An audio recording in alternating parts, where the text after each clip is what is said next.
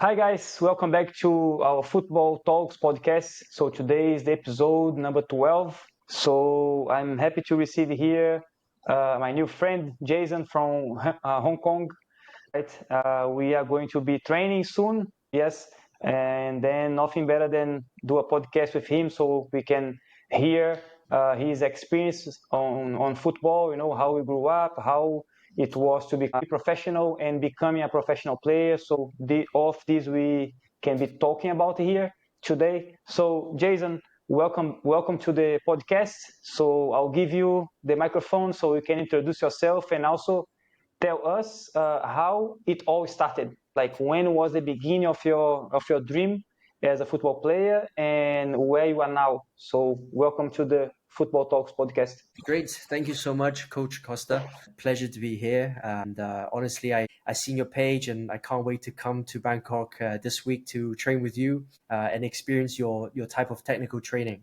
So a little bit about myself. So I'm from Hong Kong, but I studied abroad since a very young age. I was in England for 5 years for boarding school, and then I went to Boston for university, and I was there for another 5 years. And my story, my kind of journey is quite different, I think, than most players. So I grew up playing sports in England. I was playing in football, rugby, basketball, all kinds of sports. But football has always been my passion, has always been my dream. But I never had the guidance of how to become a professional football player. And I think in Hong Kong, they don't really encourage and they don't really have a lot of resources for kids to be a professional like Brazil or like any other parts of the world. So I just ended up playing school team growing up, and I was playing rugby as well. And when I went to university, I chose rugby. So I kept the physical side of that, but I always play football with my friends and pick up. And after I graduated, I had some experience in business. I was studying business as well. And I always wanted to create my own sportswear brand. So I came back when I was 23 in Hong Kong. And I started my company, Cypher. And it's a high performance sportswear brand. And we sell mostly activewear, sportswear, and now football clothing and grip socks. And then I start getting into meeting a lot of players, a lot of football players in Hong Kong. And honestly, back then, I didn't know anything about Hong Kong football. And so I start meeting the players, I start talking to them, sponsoring them. And I feel like, oh my God, like actually there's a market in Hong Kong. And I do want to be a part of Hong Kong football and to contribute and do something about it. And so I start sponsoring players, start building my network. And I realized I can actually try to be professional. And I remembered when I was 25, I ruptured my Achilles and I was very, very overweight.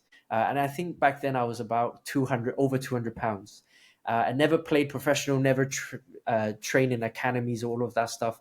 But then I got to meet some of the coaches, professional coaches in Hong Kong. And one of them, a close friend of mine, a mentor, a great friend, called Naves. He's also Brazilian. So I met with him and I told him my dream is to be professional.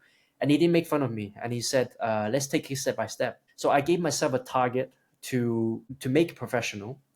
And back then it was COVID. So I think for over a year and a half, 2 years, everything shut down in Hong Kong.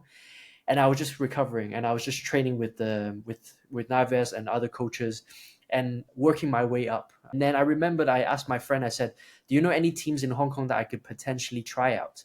So I was getting back into really good shape. I understand how I can train professional football, the way professional football properly. And then I tried for a Division 1 team in Hong Kong and I got in.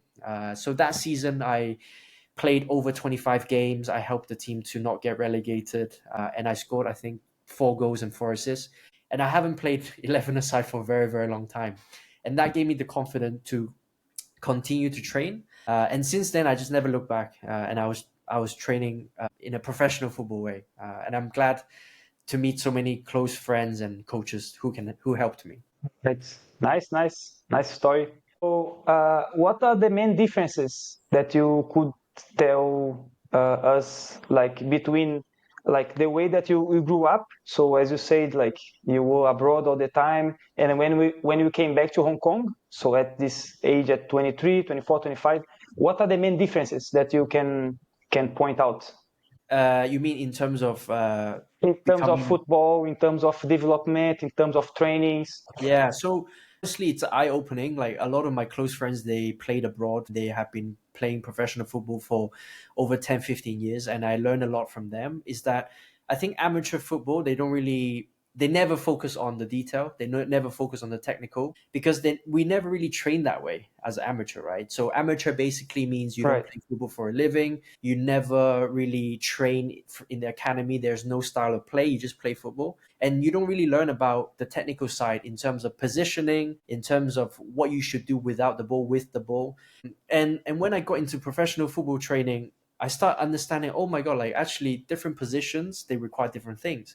But everything comes down to the basics. First touch, everything comes down to the basics. Left foot, right foot, and all these things, they don't change, right? It's like the things you do when you're a kid is the same when you get to professional football, but professional football is much more clinical, much more simple. And of course, you focus on individual flair when you're younger, but as you get older to the professional setup, it's not about how many plays you can dribble, but it's about how well you can do the turn, how aware How you are. effective you are, right?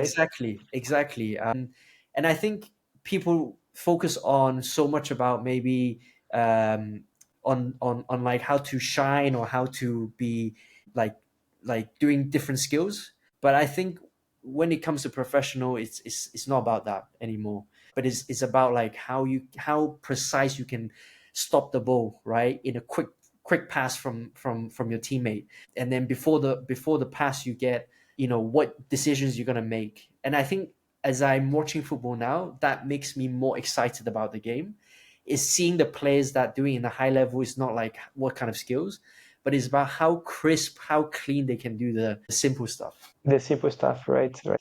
Yeah, that's one thing that I always talk to the kids. Like, you don't need to be the most skillful player on the pitch, but you must be the most effective, maybe, to shine. Or sometimes, do you think this is the social media, do you think affects the kids, young kids, in that way? So maybe they are just watching, that 15 seconds video, that nice shot from far away, that nice dribble, that nice skill, that nice control. And then do you think that they focus much more on this nowadays than being simple, than being effective in their game? What do you think? I think social media definitely has affected how players, not just young players, right? Players in general, how they perceive the game, how they perceive training. But I think because of social media, a lot of people putting out content nowadays, everyone is a professional footballer, right? But what does that mean, right? It's not Right, right, because right. you train every day that makes you a professional footballer. It's the simple stuff, going to training every day since you're young, doing the same like doing simple things, but very intense. And and that is, I think social media can create a perception where everyone thinks they are professional, but when they're actually in the professional setup, it's different because the pressure. Um, not everyone earn as much money as people think. Um, some players might not get money when they start playing, and then they find a good team, they have good performance. But that's the reality of football. It's very unstable. You might not know what your career path next month. Things can change very quickly. It might be connections. It might be the team that you're playing. It might be the boss that doesn't like you. All these things, and it's really Correct. just it's like a job. But people might not see the inside of that. Yeah. Yeah. But social media, on the other hand, as well, can be very helpful. Yeah, if it's used on the right way, right? Not only for football, for everything in life. So we can learn so many things that we didn't have access before. But we just need to be careful of what we are watching, right? Like, how can this be helpful for us in our, learning phase, right? So let's talk about your injury. You said you had Achilles tendon surgery, is it? So I also had the same one. So what you can tell us, like, how was your mental? I don't want to say health, but how strong mentally you were to be back to the pitches. Like, after this serious injury. So can you talk about something like this? Yeah, so I think I ruptured my Achilles around 4 or 5 years ago. So that was my first injury a while back, and luckily I didn't have surgery. I didn't need surgery, but I just recovered not in the natural way, and I have a good doctor that helped me to get there. But for sure, like the first few months, I couldn't do any walking. I couldn't exercise, right? Let alone exercise, just walking. I couldn't with crutches. Yeah. So definitely affected me a lot. But then I think my recent injury, I had a stress fracture on my foot. It's called Lisfranc injury, and it's basically inside the bone. I had a fracture and ligament tear, and that impacted me a lot because I that was my first year playing professional, and I was working really hard and I was overtraining. And I got injured halfway through the season before I could make my debut. And then I had an MRI scan. I didn't know it was that serious. Had an MRI scan and came back saying I need to be out for the season. And that really put me in a very difficult positions. But I think for me, how I dealt with it is having a good support system and having a plan. So as soon as I got injured, I needed about 1 day or two to accept. And then once I accepted the reality, then I was thinking, what can I do now to be the best I can be and not lose pace and give up, right? Because I think a lot of players, what happens is they get very motivated. They want it to be the best. They train 3, 4 times a day, and then they overtrain and they get injured. And then once they get injured, then they think, well, I'm just not going to do anything, and then I'll come back maybe in 1 year or something. But actually, it's not a good plan because you can still do a lot of things even though you're injured. So for the first, I think 2, 3 months, I have a personal trainer. He gave me a good plan, and I was just doing things that I can. And another big thing would be doing what you can at that moment of time. So instead of thinking, oh my god, I'm gonna lose all this fitness, I'm just thinking, what can I do to keep my muscle mass, and then I'll just build back up the cardio. That's right. And also, I think after these serious injuries, we are much more aware about how well we have to take care of ourselves, right? As a professional player, as an athlete, because I had two surgeries on my Achilles. So after the first one, I started really thinking about, and I think this is, as you are saying, like after this big injury, like what can we learn with it, right? And how we can do things better, right? So, all right, so let's change the topic a little bit. Let's talk about like how your style of playing, like as a player, firstly, and then I'll ask you as a kind of a coach, like how you like to see your teams play. Okay, but as a player first, how would you describe yourself as a player? So how do you like to play? Yeah, so I'm an attacker, so I played on the right wing. But I can play right wing, left wing, attacking mid, and striker. And I'm quite a physical player, and I like to run a lot. Once I'm fit, I always wanted to be the fittest guy there. And it's all about work rate and how to create chances. So as soon as I have the ball, I love to create things and always impact and help the team. Attackingly and defensively, I always try to help the team, always run back and always to support. I would say that's my style of play, is always to work very hard. I'm not the most technical player in the game. I'm not the best player or like the top players, but I always wanted to work hard, and I wanted to make sure if I'm in the team, the coaches will know that they can rely on me when they put me on. Right. And kind of like seeing out of the pitch now, like as a coach kind of view. Look, how would you be like your ideal style of playing? Like if let's say if you have a team and then the team will play the way you think of football. So how would that be? Yeah, so I would say it's with the ball, technical possession ball.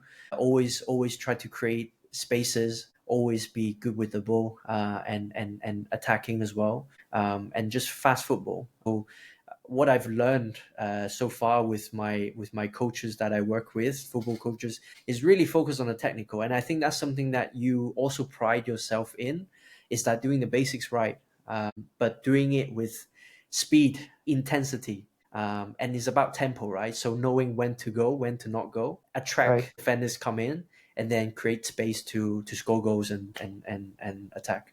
Nice. So what are the best things that football has given you? Interesting question. Yeah, Let's see. definitely the friendship. Like for example, with yourself, instantly because of football we connect, and I feel like the game is beautiful because it's not just one specific country; it's global, right? And every country they have their style of play, and every country have their own culture, right? Upbringing and uniqueness of football, right? Brazil is different than let's say in Japan or in Asia. So definitely the friendship that I've built because of football. Nice, nice. And some lessons from football that you could apply in your life, from the pitch to your life. So, what would you share with us? Yeah, so I would say football has taught me so far is set goals that might scare you, but it's achievable. Like I have shown to people and I've shown to myself, not just football, right, in business as well, that it might not be the traditional way, it might not be what people perceive as the right path, but if you set that goal and you believe in it, you go for it. People said I can't be a professional. I didn't know anything about professional football, right? In the past 5 6 years, and I'm able to be a pro. Started the brand from scratch, and now we've built into something good in the past 7 years. So I would definitely say is set a goal, and then you work towards it, having the consistency. Right. So, one thing that I was thinking about, like how you manage your time, because you are, professional player. You mentioned about your brand, yeah. So you also have an academy, right? So how you do to manage all of this, and how was it in the beginning? How it's going now? Yeah, so usually if I'm on season, then we train in the morning. So transportations, training, everything takes about 4 hours. And then I still have the entire afternoon and evening to work. So then I would go to the office and do my business stuff. And because my business is it's both online and also offline, it's very easy for me to use my phone and I can be anywhere to work. And that's how I usually manage both things. But I have a very clear plan of what I need to do on the day for my business and what I need to do on the day for my training. So I already plan out the whole week of, how my workload of my training is going to be. So I'm not overtrained. Now I'm not overtraining, and now I'm not thinking, oh my god, I should have spent more time on training, because no, you've already planned. Okay, I'm going to spend 2 hours on football, 1 hour gym per day or something like that. Depends on the person's schedule. So everything is surrounded by that, and then I will have my free time, have my social time. That's right. And around all of it, like what's your future plans? So for all of your projects. Yeah, so now my priority is to get back fit, ready for preseason in terms of my own career. So the new season for the Hong Kong Premier League will start in September, and preseason will be in mid-July. So I'm just getting ready for that. And then in terms of the business, we're constantly expanding. We are developing, we're creating jerseys, teamwear, products for teams, for football schools, for clubs. So that's something that we wanted to expand and reach to a bigger audience. So not just in Hong Kong, but overseas, and just building connections, the right connections, and grow with people. That's what I would like to expand on this year. Nice. Sounds like a plan. Yeah. All right. So let's talk a little bit about the local league. So the professional league of Hong Kong. So how is it the structure? How does it work? How many teams? Just for us to understand better, if you can talk about. Yeah, so this year we have, last year we had 11 teams, and we play each other twice. And we have a few cups. We have the FA Cup, we have a cup called Sapling Cup. So the Sapling Cup, it's more for the youth players, and they need to field at least three young players in the team. And then the first team, they will play in the AFC. And I think this year they might change something, and everything is played locally in Hong Kong. And how is the logistic to do this? Like, are the matches all like in the central area? Like, all you need to travel a lot. How does it work? Yeah, so Hong Kong is quite small, so everything is within. Let's say the furthest place is maybe 1 hour or 1 hour and a half. So the traveling is actually not nothing like I would say Thailand or America or in Europe. So everything is very close to each other. And usually we have about, I would say, seven to ten stadiums that the teams will play. But because Hong Kong is very small, you don't really feel you feel a little bit, but you don't really feel the home and away too much. Right. And I would say is in Hong Kong, let's say the bigger games, we get about around 2,000 to 3,000 fans. But on average, I think we get a few hundred. Yeah. And I think because of the economy that has been affected Hong Kong, less foreign players of high caliber would come to Hong Kong, unlike before where there's more opportunities, the salary is higher. But yeah, but currently I would say is we have the system of the league is you have 6 foreign players that you can field each team. And they're usually from Brazil, they're from Africa, they're from Japan and Korea quite a lot recently. Yeah. Right, right. And how the local people support the football in Hong Kong? What's your vision on it? Like, are they supportive? Are they, how do you see this? Yeah, so I think the biggest challenge that Hong Kong has is not many people know about Hong Kong football. So you don't really get districts to really support the teams too much. Of course, there are still fans, but if you compare to other parts of Asia, let's say Thailand, Indonesia, you're probably getting like at least few thousand to 10,000 fans a game. But Hong Kong is, I would say, the awareness of Hong Kong football is less. Yeah, so that's something that has been the case for quite some time. That's right. And you mentioned about the foreign players in Hong Kong right now. You said like there are less, yeah, right now. And how is the impact of these foreign players in the league? In terms of you can talk about like how many players are allowed right now, how it was before, and how do you see the difference of the game? Like in this sense. Yeah, so I think the number of foreigners usually is quite close. They don't really change too much. Maybe some years a little bit less. Maybe some they would increase a bit more, one or two more. But I think the structure is quite similar with most teams. Is of course you bring in foreign players. They have to be different than the locals. They have to offer something different, and they have to probably carry the team a bit more. So I think many teams they rely on the foreign players to help the team, and the margins are I think a little bit more different, like with the foreign players, because most local players that play in the Premier League very high level. Yeah. So the teams are quite even, and then the difference is just how the team plays, how the foreign players respond on that day. That's right. And is there any idea, any plan for looking for playing somewhere else, like abroad, in Southeast Asia, for example, in somewhere else in Asia? How do the local players in Hong Kong see this market of football? Yeah. So for local players, a bit different than foreign players. I think now the career path of Hong Kong players they are looking to play in China. So we get more and more local players play for the national team. They go and play for China, the Super League, and also League One. So that's actually very good for Hong Kong football because it's very high level. But then Right. there are also opportunities that I see with, let's say, foreign players.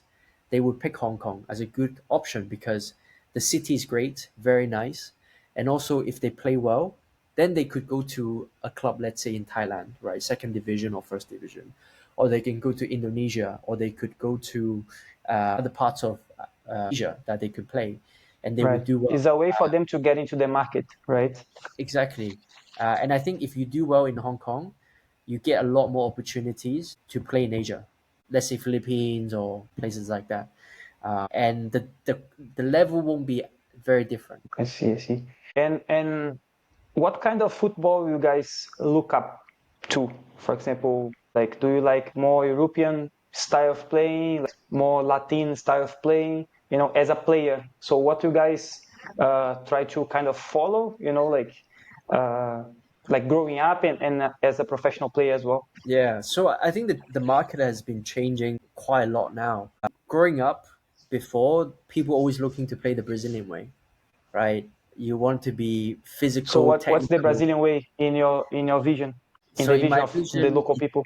yeah, so it's about being technical, being good with the ball, being unpredictable, right? So there is I feel for in the Brazilian way, football is an art.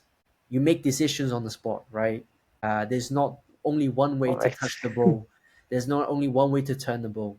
And when you talk about Brazilian players, it's always attacking or defensively very strong, or focusing on that side.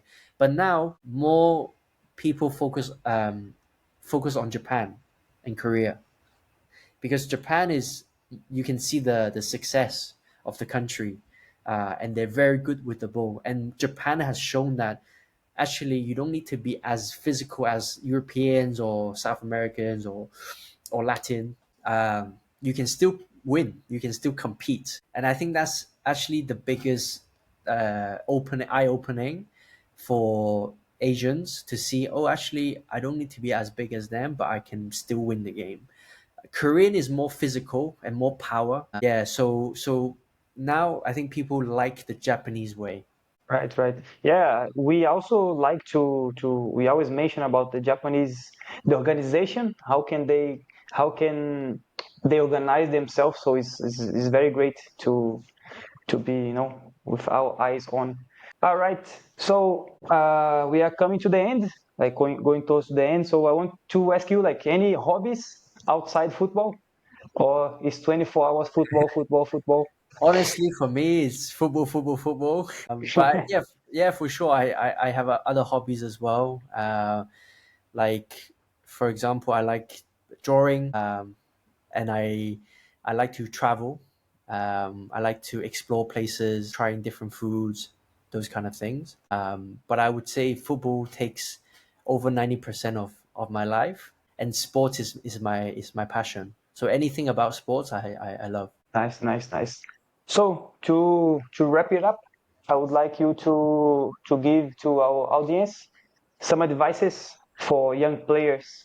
Maybe the advice that you didn't have when you were, start dreaming of being professional player. So what would you say for the young players? Yeah, so some advices that I could give is, if you're really thinking to be a professional football player, speak to professional coaches who have been there and done it, because they can give you a pathway of how you can train and to be at that level. Because football is not just about being technically good. It's not just about spending hours playing football and then you suddenly become good.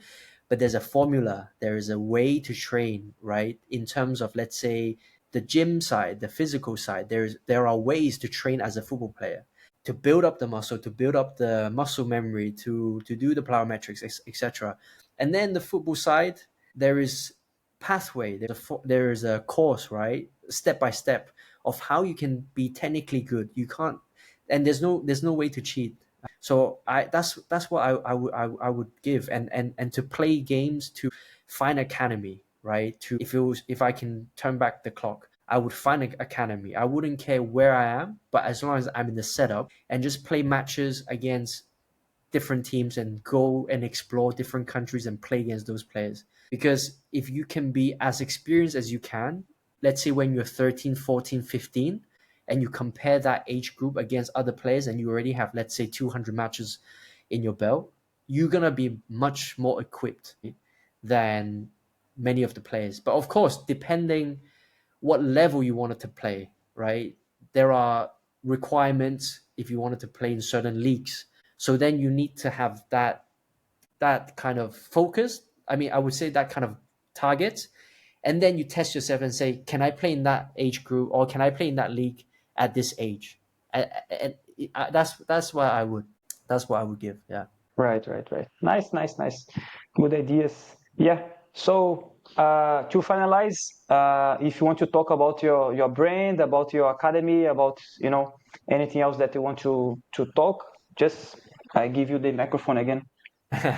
Then it can be. So yeah, if you guys can, if you like the podcast, if you like what I say, please do follow my brand Cypher, ZYPHR, and we're from Hong Kong, and we specialize in grip socks, football accessories, and also football apparel. But then also I wanted to take this chance to thank Coach Costa for inviting me to be your guest.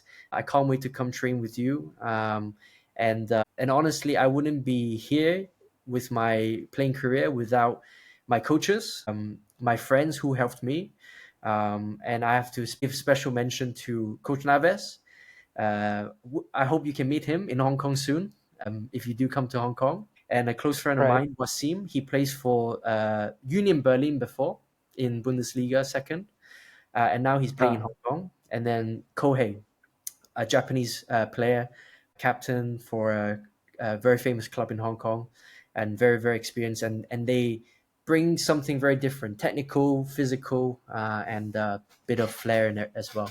Right, nice. All right, so I will see you soon. So from my side, I just want to talk about my new channel that I just started last week. So if you are a coach, you are watching us in this episode of our podcast, and if you are thinking about start, grow, and scale your private training program, so in this new channel, I'm sharing a lot of content, like free content for you to, have some guidance, some kind of, a pathway that we will mention about. Yeah, is all the steps that I did to create my private training programs here in Bangkok, and all the steps that I did to start, grow, and scale as well. So I'll be sharing more content about that. All right, so that's it for us today. All right, so if you like this kind of content, make sure you like the video, subscribe to the channel, and I'll see you on the next video. Yeah, Jason, thank you so much. Thank for the talk. Thank for the call. I'll see you in 2 days. Right? Yes. Be ready. I'm excited as well. All right. Great. See you guys next video. Thank you so much. Cheers. See you. Bye bye.